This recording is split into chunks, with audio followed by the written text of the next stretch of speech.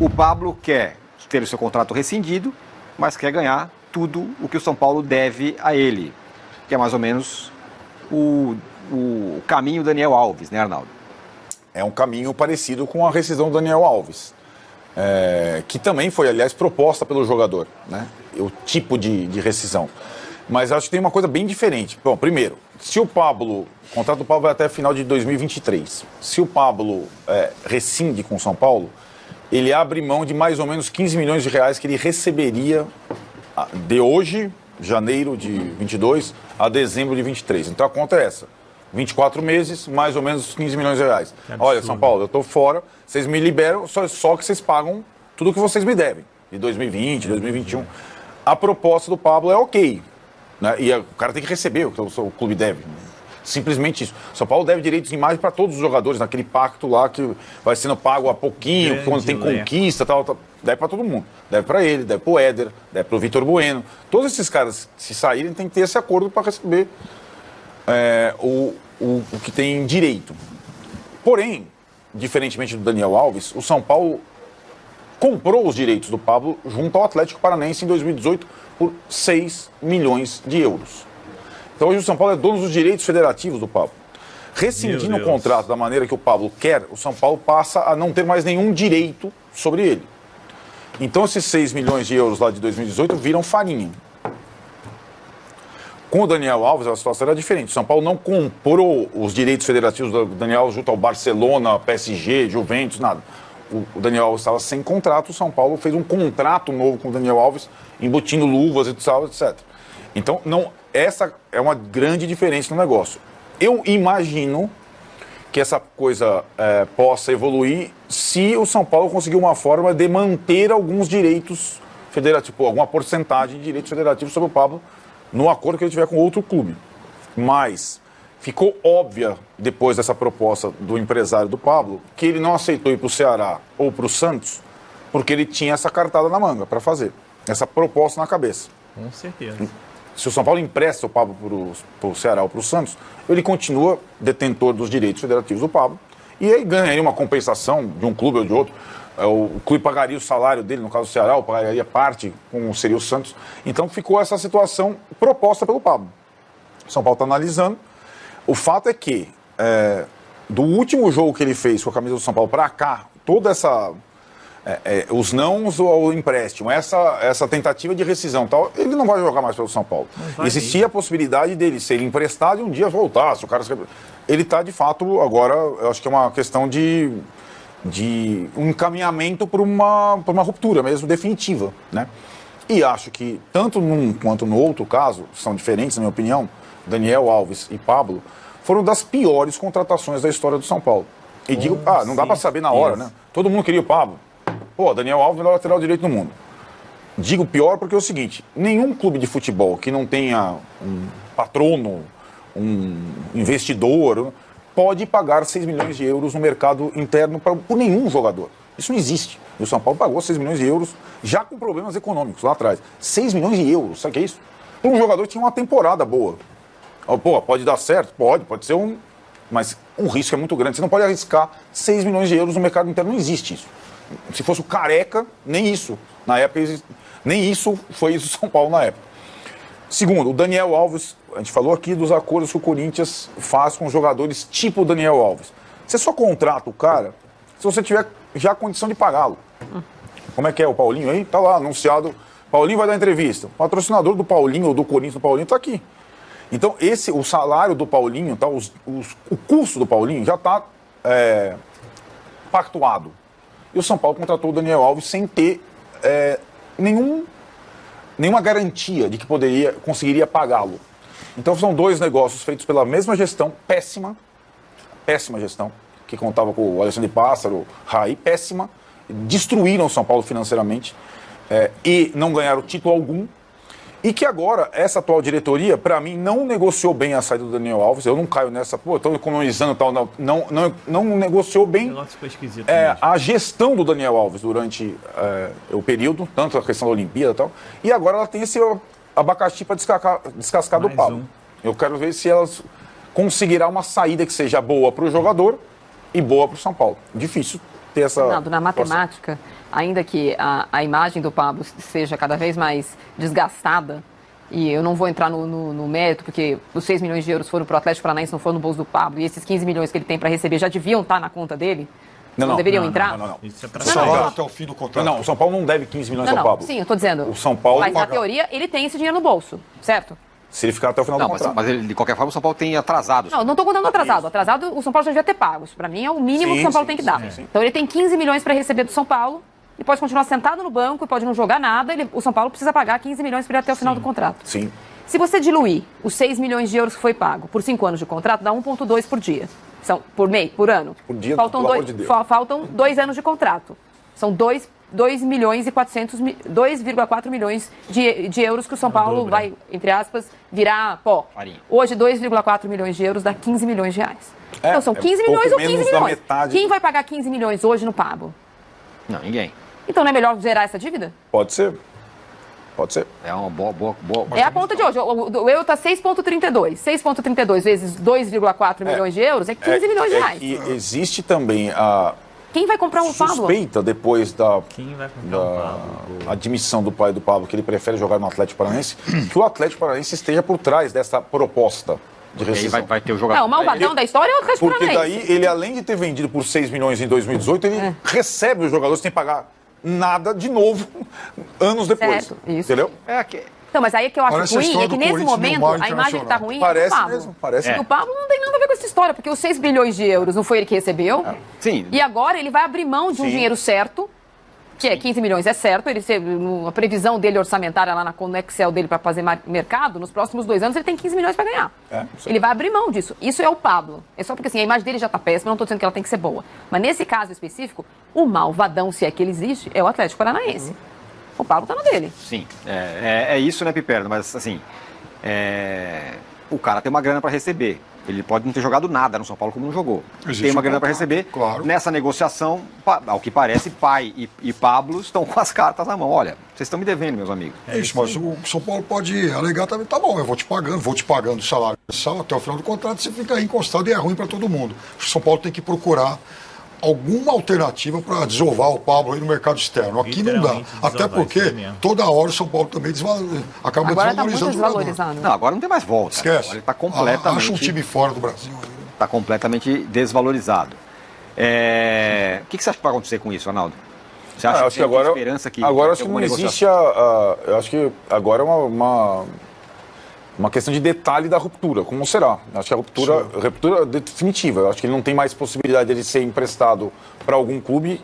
Não tem como Se ele vai dizer não para toda a proposta que vier. Isso aí lembra muito a história do deal contada por Marcelo Portugal Gouveia. Nossa. Falou, olha, o telefone toca toda hora para levar o Kaká. piores Eu também. não preciso arrumar um empresário para quem eu tenha que pagar comissão. Agora, se alguém me arrumar um interessado pelo deal, eu dou 50% de comissão. Saudades do Rio, não. E no caso do São Paulo, é surpreendente, porque eu brinco com você da ampulheta, pouquíssimo provável que a volta do Rogério, depois do bom trabalho no Fortaleza, depois de ser campeão brasileiro no Flamengo, fosse ser tratada com tanto... não vou dizer que é com frieza, mas com tanto Mas pé tem atrás motivo. como é tratada a volta do Rogério ao Mas São tem Paulo. motivo. Ainda assim, você percebe que se a torcida, principalmente organizada, não deu o dedinho ainda, a diretoria é bem refém dele.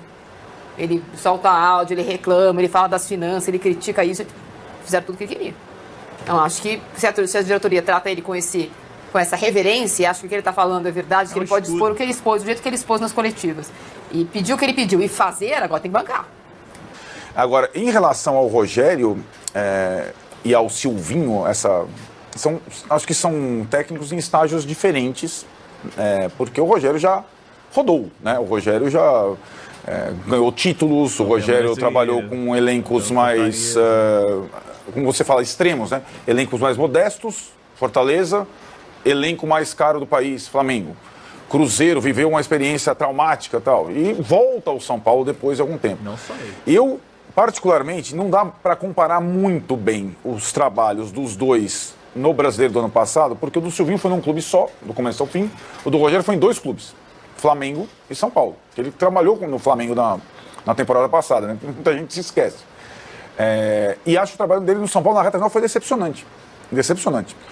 E acho que essa desconfiança da parte do torcedor, talvez surpreendente para alguns, ela, para mim, deve ser dois fatores.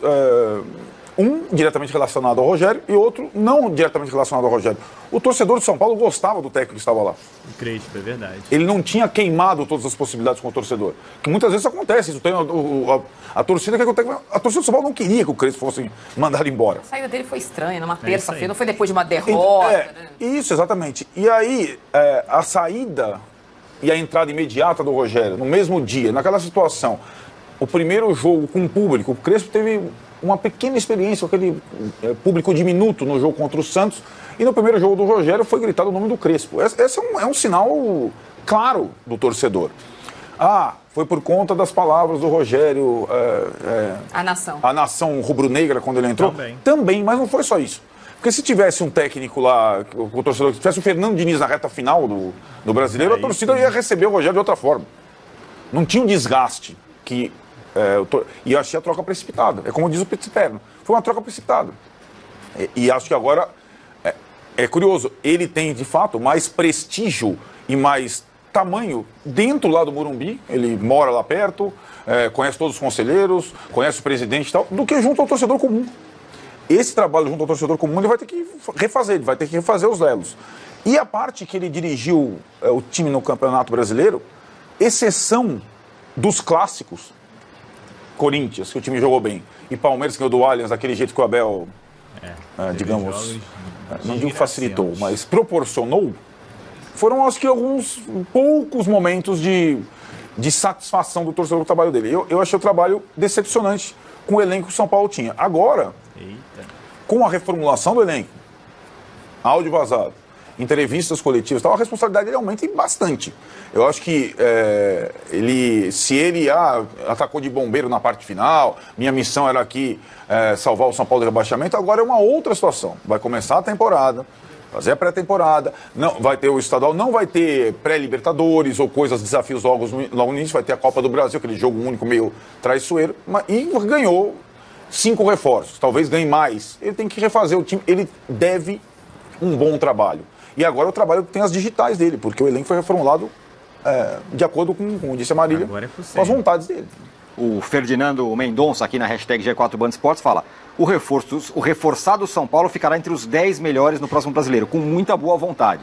Nossa. Bom, se ficar entre os 10 é um fracasso, né? Claro. Porque se imagina que Porque com vai esse fazer outro mais. elenco, se tivesse empatado mais um jogo, tinha Teria ficado em 10º lugar. São Paulo não pode começar um campeonato com a mesma ambição que o América Mineiro. Vou ficar entre os 10. Ou pelo menos assim, o Jair Ventura, ele chega lá no Juventude e o objetivo dele é livrar o time da queda para a Série B. O Rogério não pode ter o mesmo objetivo que o Jair Ventura. Não. Vai lá, Hernan. Deixa eu tomar na ponta aí. Eu, assim, aproveitando, já que o assunto é Soteldo, o lado do sucesso que o São Paulo teve, que foi uma negociação com o Nicão, aí é o outro lado, né, presidente? É um jogador que vocês fizeram uma proposta, aí daqui a pouco ele estava muito perto do Internacional e o São Paulo foi lá na madrugada, estava todo mundo online na madrugada lá, o presidente, o Júlio, o Belmonte, o Rui, com o empresário do Nicão. Esse negócio, ele surpreendeu até vocês? Como é que surgiu assim? Qual é que foi o bastidor daquela madrugada que o torcedor sempre pergunta aqui pra gente? André, nós tínhamos, como eu falei, nós temos por posição 3, 4, 5 opções de mercado e o Nicão sempre foi uma grande opção do São Paulo. Nós tínhamos também, na época, a possibilidade do Douglas Costa, que o São Paulo também tem uma relação ética de não atravessar clubes, é uma questão de mercado, foi assim, olha, você resolve com o Grêmio e depois podemos voltar a falar.